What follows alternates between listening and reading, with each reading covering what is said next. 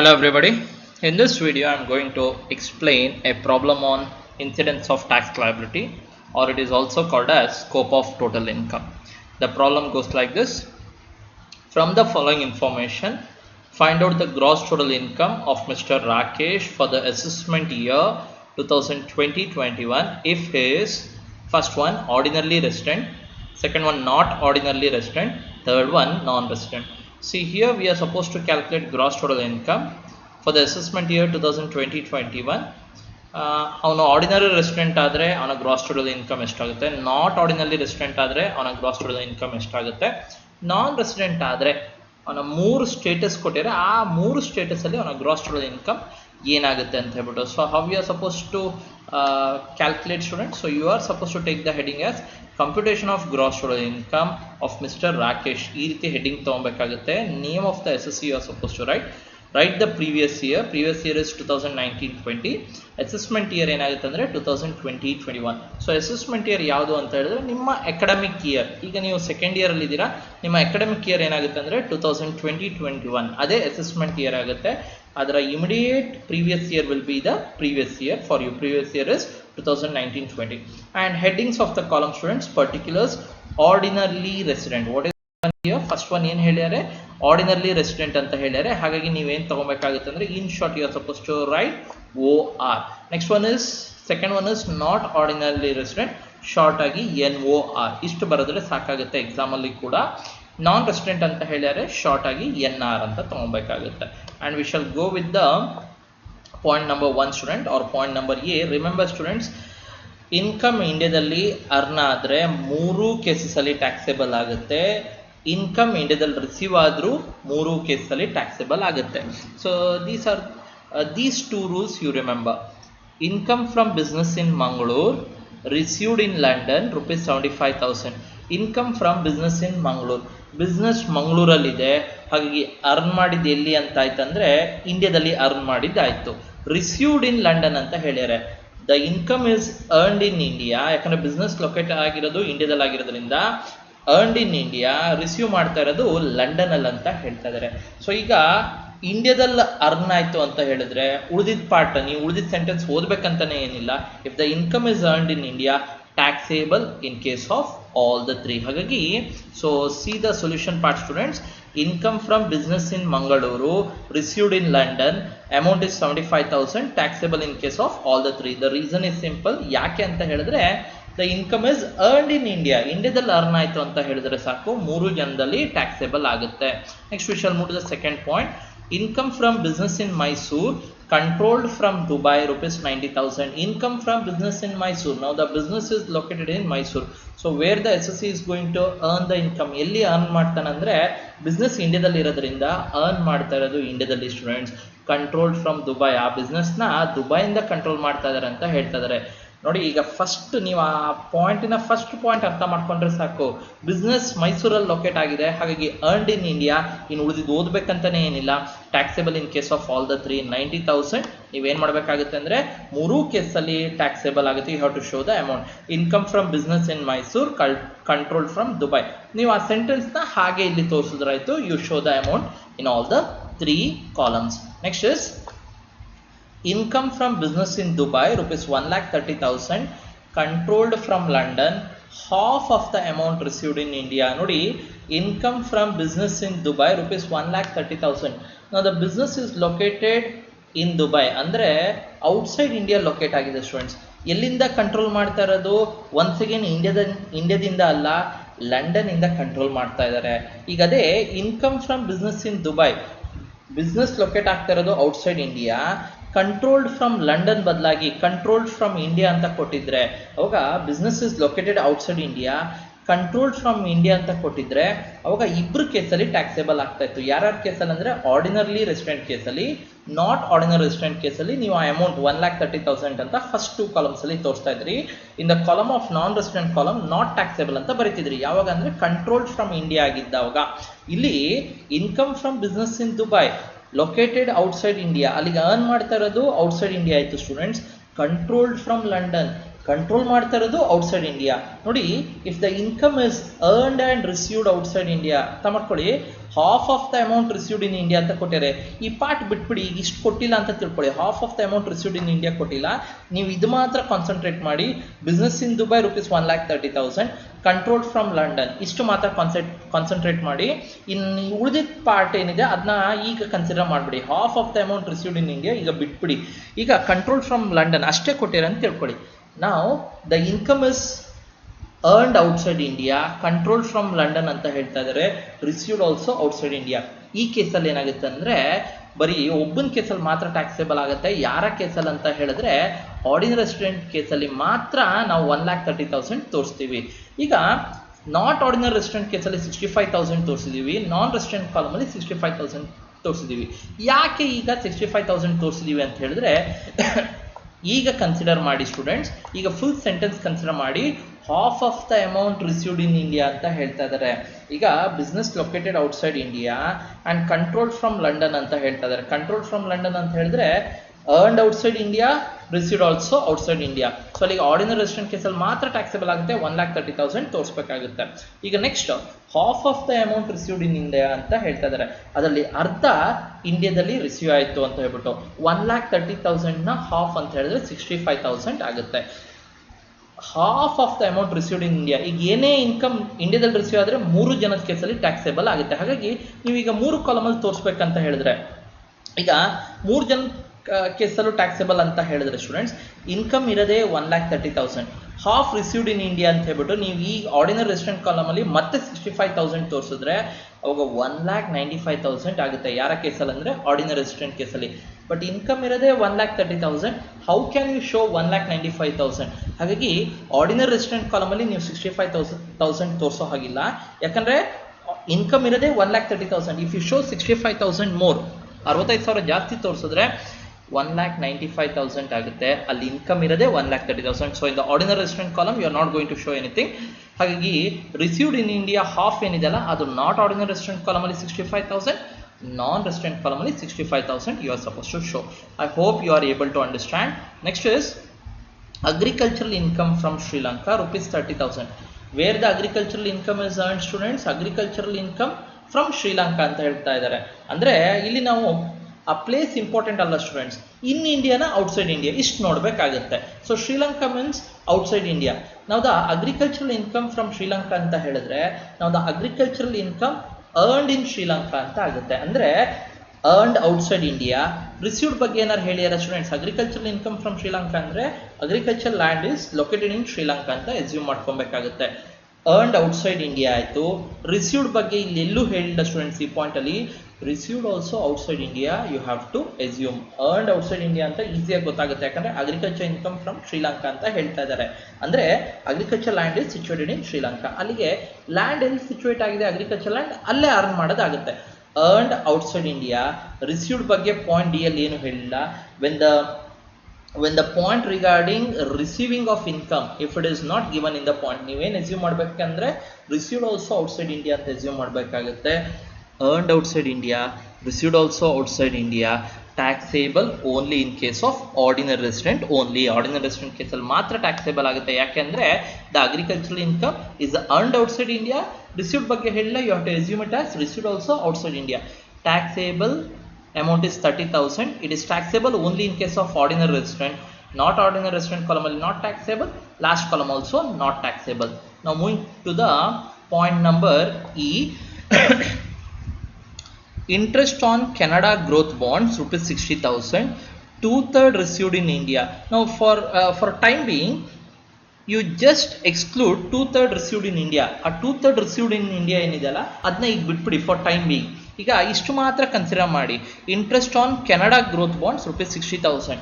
Canada growth bonds ಅಂತ ಹೇಳಿದ್ರೆ ಈಗ bonds debentures they are one and the same students.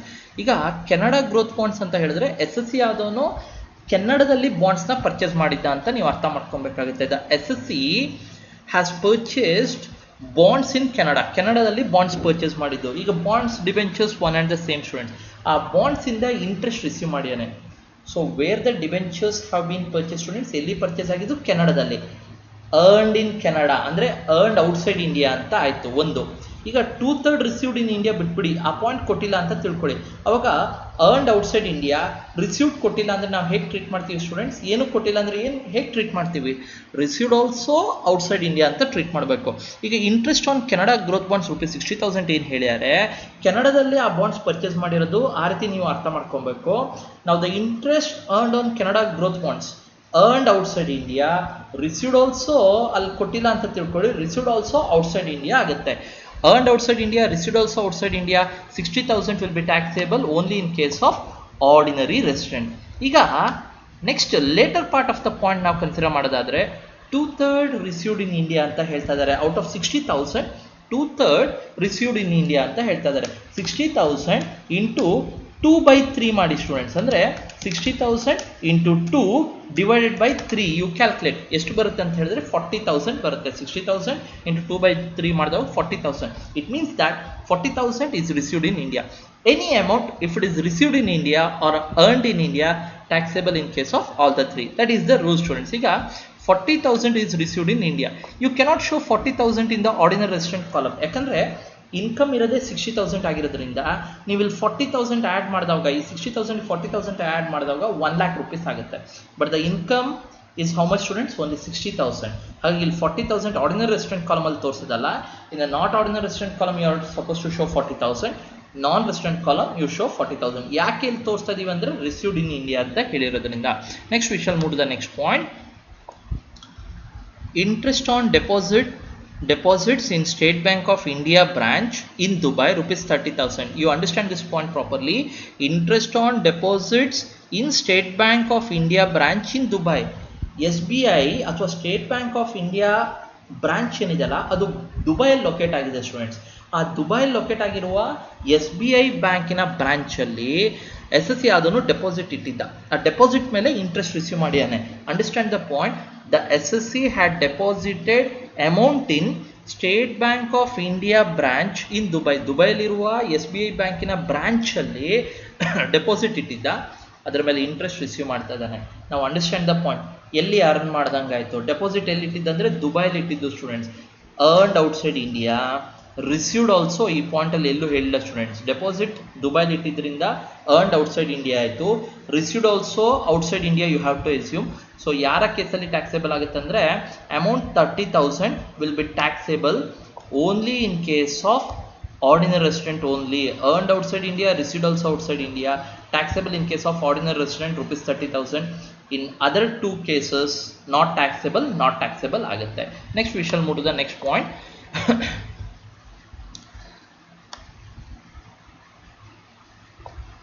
Past untaxed foreign income brought into India ₹15,000. Past untaxed foreign income ಅಂದ್ರೆ foreign ಅಲ್ಲಿ ಅರ್ನ್ ಮಾಡಿದ income, untaxed profit, untaxed income ಅಂತ ಹೇಳ್ತಾರೆ. Untaxed means till now it is not tax, ಅಂದ್ರೆ ಇಲ್ಲಿ ತನಕ tax ಕಟ್ಟಿಲ್ಲ.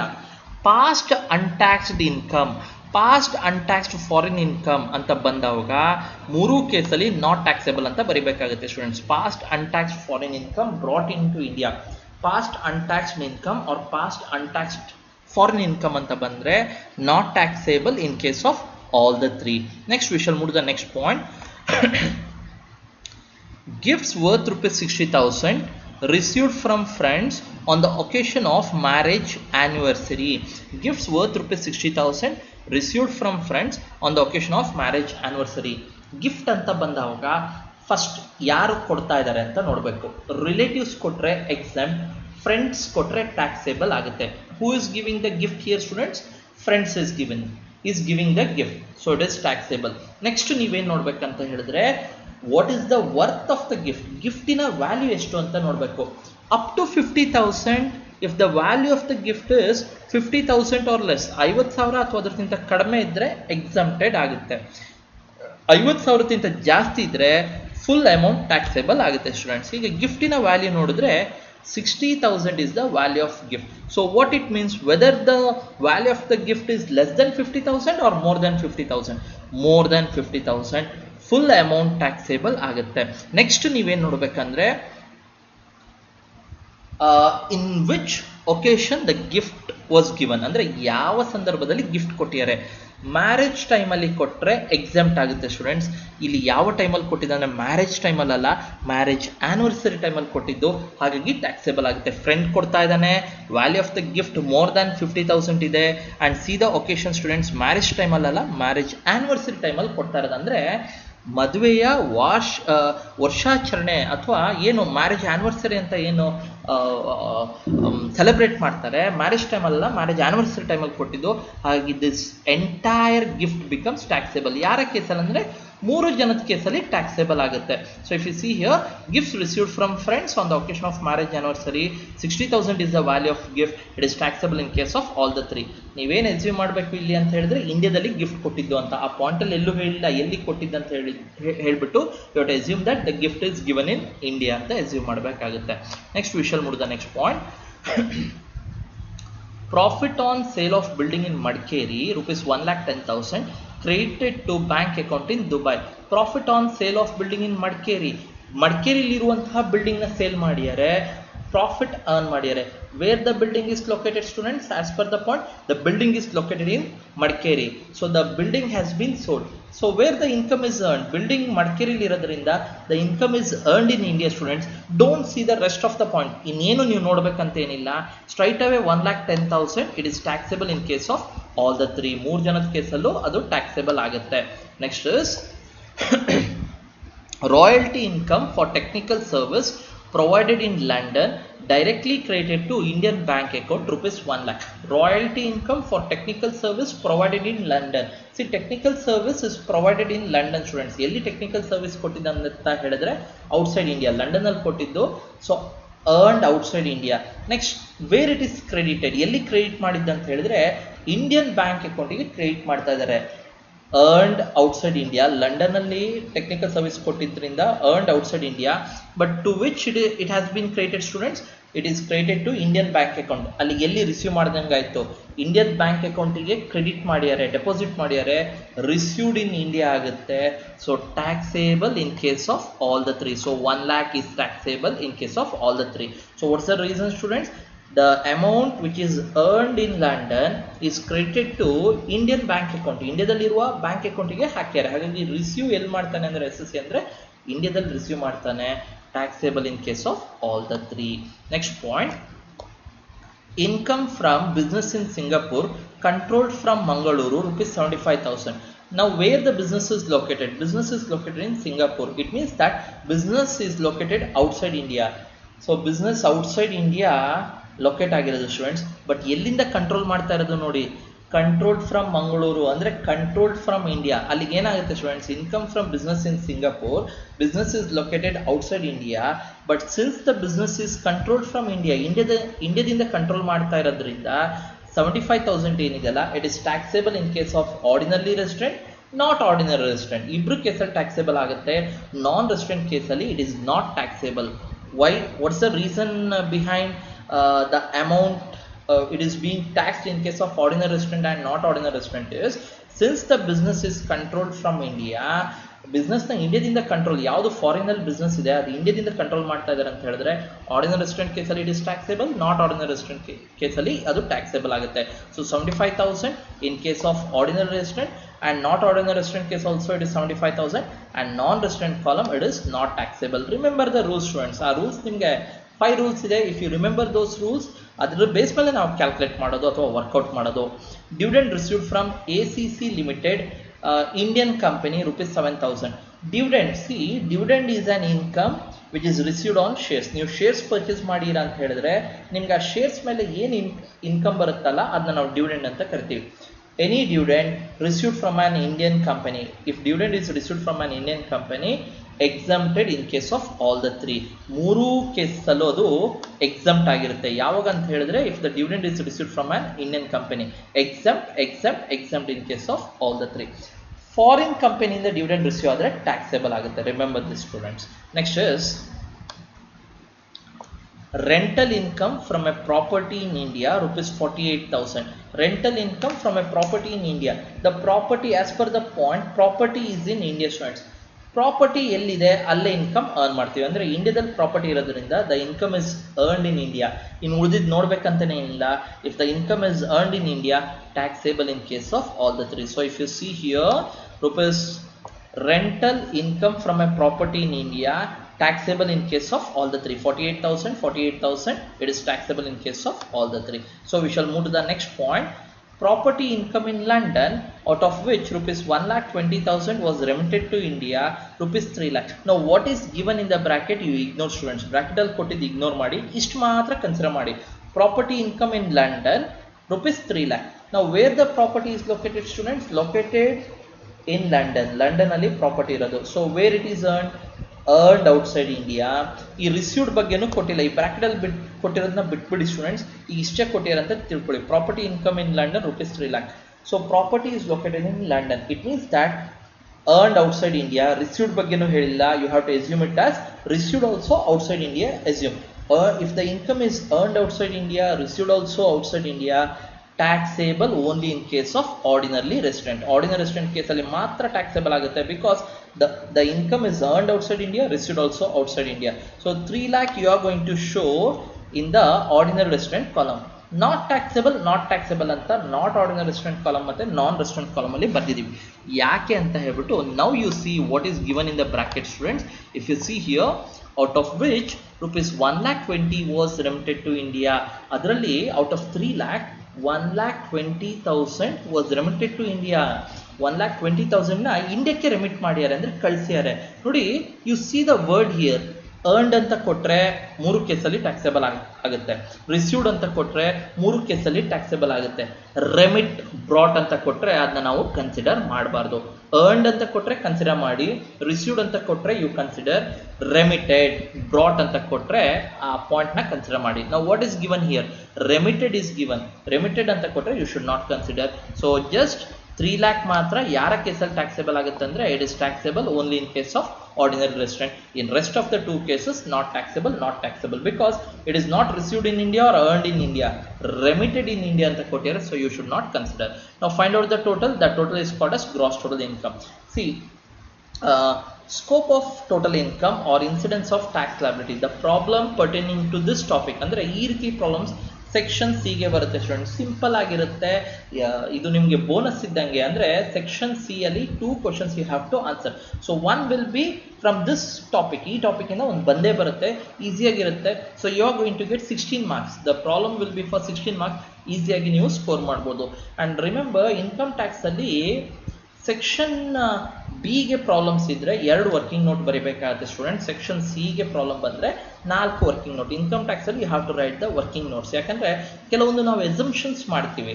ಈಗ ರಿಸೀವ್ಡ್ ಕೊಟ್ಟಿಲ್ಲ ಅಂತ ಹೇಳಿದ್ರೆ ಬೇಸ್ಡ್ ಆನ್ ದ ಇನ್ಕಮ್, ಅದು ಎಲ್ಲಿ ಇದೆ ಪ್ರಾಪರ್ಟಿ, ಎಲ್ಲಿ ಏನು ಹೇಳಿಲ್ಲ ಅಂತ ಹೇಳಿದ್ರೆ, ಈಗ say for example agricultural income ಇನ್ ಶ್ರೀಲಂಕಾ ಅಂತ ಇತ್ತು.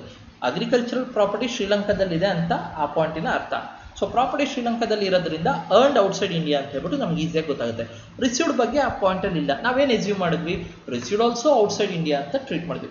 ಸೊ ಇದು ನಿಮ್ಮ ಎಸಂಪ್ಷನ್ ಆಗಿರುತ್ತೆ. ಇದಕ್ಕೆ ಸಂಬಂಧಪಟ್ಟ ಹಾಗೆ you have to give the working notes. ಅದು ಯಾವುದೇ ಪಾಯಿಂಟ್ ಆಗಿರ್ಬೋದು, ನಿಮ್ಗೆ ಯಾವುದಾಗುತ್ತೆ ಅದನ್ನ ವರ್ಕಿಂಗ್ ನೋಟ್ಸ್ ಆಗಿ ಬರೆದ್ರೆ ಆಯಿತು. At least 4 working notes you have to write student for section C problems. ಈ ಟಾಪಿಕ್ ಇಂದ for section C the question will appear. And section B ಗೆ ಬಂದ್ರೆ 2 working notes ಬರೀಬೇಕು. So I have mentioned here, agricultural income from Sri Lanka is taxable in case of ordinary resident. Ordinary resident case ಅಲ್ಲಿ ಮಾತ್ರ agriculture from Sri Lanka is taxable. Past untaxed foreign income brought into India is not taxable. Past untaxed foreign income, if it appears in the question, it is, you are supposed to write not taxable in case of all the 3. The gift given on the occasion of marriage anniversary is taxable if the value of the gift exceeds rupees 50,000. Marriage anniversary ಕೇಸಲ್ಲಿ ಈಗ ಗಿಫ್ಟಿನ ಇಲ್ಲಿ ಅರ್ಥ ಮಾಡ್ಕೊಬೇಕು. Gift ಕೇಸಲ್ಲಿ first ಯಾರು gift ಕೊಟ್ಟಿದ್ದಾರೆ, who, what, when. These are the 3 questions which you are supposed to ask. ಯಾವಾಗ ಅಂತ ಹೇಳಿದ್ರೆ ಗಿಫ್ಟ್ ಕೇಸಲ್ಲಿ first who, next it is who, how much, ಎಷ್ಟು ಅಂತ ಹೇಳ್ಬಿಟ್ಟು, ಹೂ, ಹೌ, ವೆನ್. ಈ 3 ಕ್ವಶನ್ಸ್ ನೀವು ಕೇಳಬೇಕು. ಹೂ ಅಂದರೆ ಯಾರು ಗಿಫ್ಟ್ ಕೊಡ್ತಾ ಇರೋದು, ರಿಲೇಟಿವ್ನ ಫ್ರೆಂಡ್. ರಿಲೇಟಿವ್ ಕೊಟ್ಟರೆ ಎಕ್ಸಾಮ್, ಫ್ರೆಂಡ್ ಕೊಟ್ಟರೆ taxable. Next how much, what's the value of the gift ಅಥವಾ ವರ್ತ್ ಆಫ್ ದ ಗಿಫ್ಟ್. ಎಷ್ಟು 50,000 ಆರ್ ಲೆಸ್ ಇದ್ದರೆ ಎಕ್ಸೆಂಪ್ಟ್, ಮೋರ್ ದೆನ್ 50,000 ಇದ್ದರೆ ಫುಲ್ಲಿ ಟ್ಯಾಕ್ಸೇಬಲ್. ವೆನ್ ಒಕೇಶನ್, ಯಾವ ಸಂದರ್ಭದಲ್ಲಿ, ಮ್ಯಾರೇಜ್ ಟೈಮಲ್ಲಿ ಕೊಟ್ಟರೆ ಎಕ್ಸೆಂಪ್ಟ್, ಇನ್ನು ಉಳಿದಿದ್ದೆಲ್ಲ ಕೇಸಲ್ಲೂ ಟ್ಯಾಕ್ಸೇಬಲ್ ಆಗುತ್ತೆ. Dividend received from on Indian company is exempt from tax. Dividend ಎಲ್ಲ ಅದು ಇಂಡಿಯನ್ ಕಂಪನಿ ಕೊಟ್ಟಿದ್ದೆ ಆದರೆ you are supposed to write exempted, and this is how you are supposed to work out the problem.